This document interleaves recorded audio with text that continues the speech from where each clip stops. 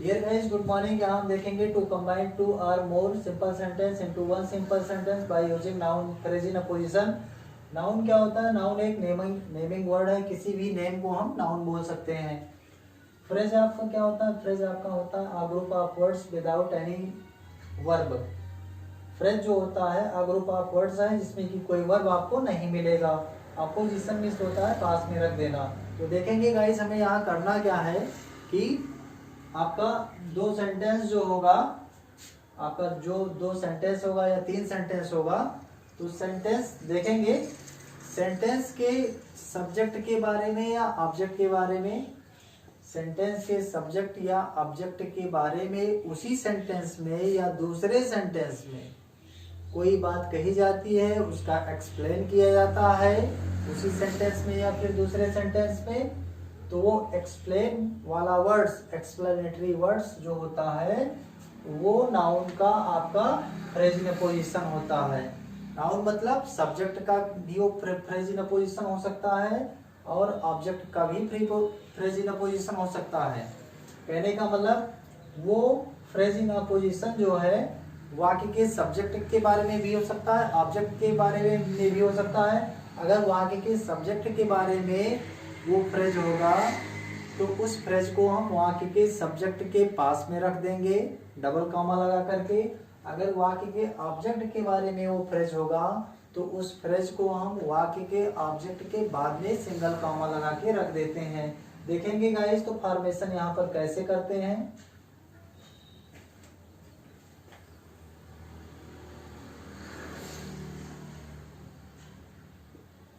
Tulsidas wrote many poems। Tulsidas ने कई कविताएं लिखी। He was a great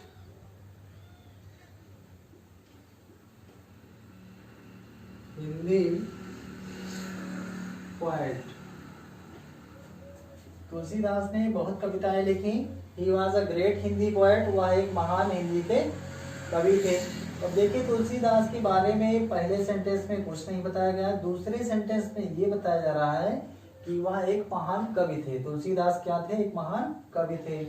तो ये यहाँ जो लिखा है आपका अ ग्रेट हिंदी पोएट, ये किसके बारे में है? तुलसीदास के बारे में है।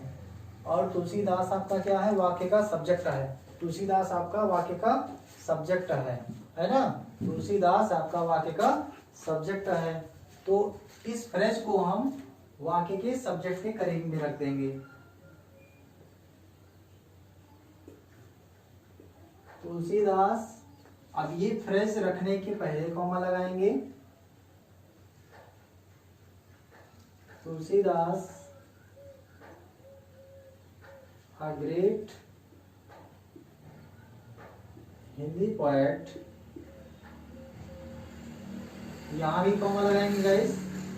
अब इसकी दूसरे सेंटेंस की जिसका हम फ्रेज लिए हैं उसके वर्ब को हम छोड़ देंगे और इसके वर्ब को हम पूरा यहां से यहां तक लिख देंगे।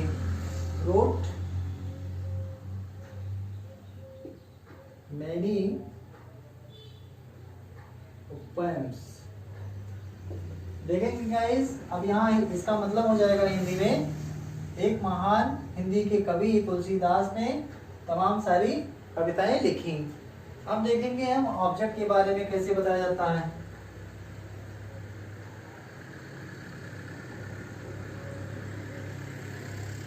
Ram killed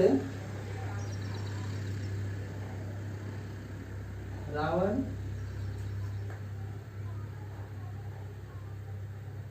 he was the king of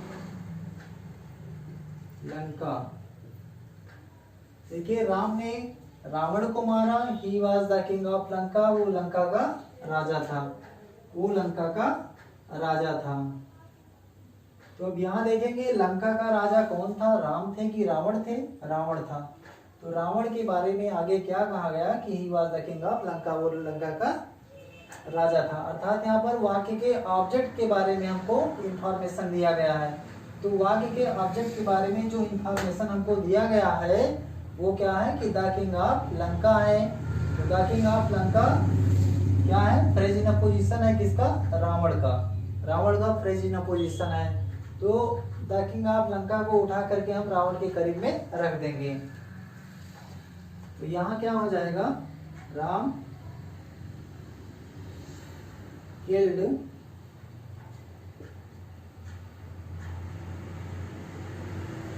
Ravan, comma लगाएंगे यहाँ। अब फिर क्या करेंगे, द किंग ऑफ लंका। इसका मतलब हो जाएगा राम ने लंका के राजा रावण का वध किया, रावण को मार दिया। देखिए अगला सेंटेंस हम देखते हैं।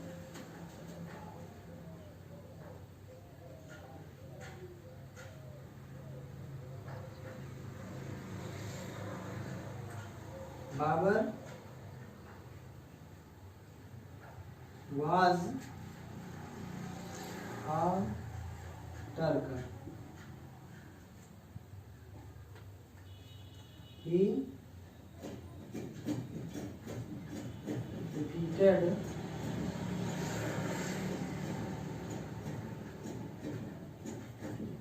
Lodi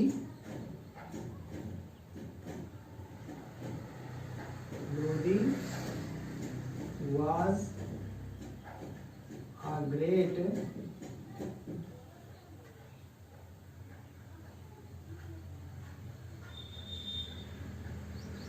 emperor.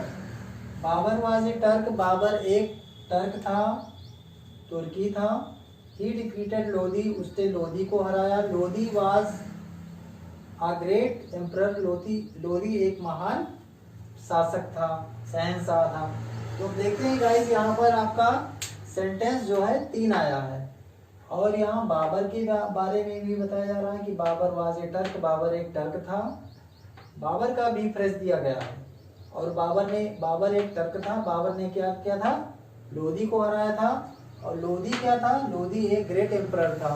तो यहाँ वाक्य के सब्जेक्ट के बारे में भी फ्रेज आया है और वाक्य के ऑब्जेक्ट के बारे में भी फ्रेज आया है। तो वाक्य के सब्जेक्ट का जो फ्रेज है उसको हम सब्जेक्ट के पास में रख देंगे, और जो ऑब्जेक्ट का फ्रेज है उसको हम ऑब्जेक्ट के पास में रख देंगे। तो देखेंगे कैसे ये होगा गाइस। Babur Turk,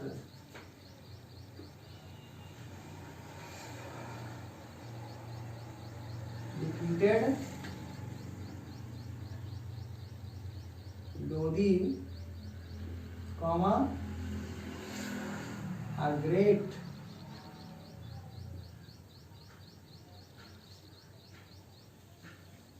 emperor। अब देखिए यहाँ तीनों सेंटेंस का एक में ही कंबाइन कर दिया गया है। बाबर अ टर्क एक तुर्की, बाबर ने लोधी एक तुर्की, बाबर ने एक महान सम्राट लोधी को हरा दिया। इसका मतलब ये हो गया। तो ये गाइस हम देखते हैं, हमने आज ये देखा कि नाउन या फ्रेज इन अपोजिशन का प्रयोग करके सिंपल सेंटेंस कैसे बनाना है। तो आपने ये देखा कि सिंपल सेंटेंस कैसे बनाना है। तो चलिए अब इसको हम अच्छी तरह से समझ चुके हैं। तो अब अगला वीडियो हम देखेंगे आगे जो भी होगा। तो तब तक के लिए ऑल द बेस्ट।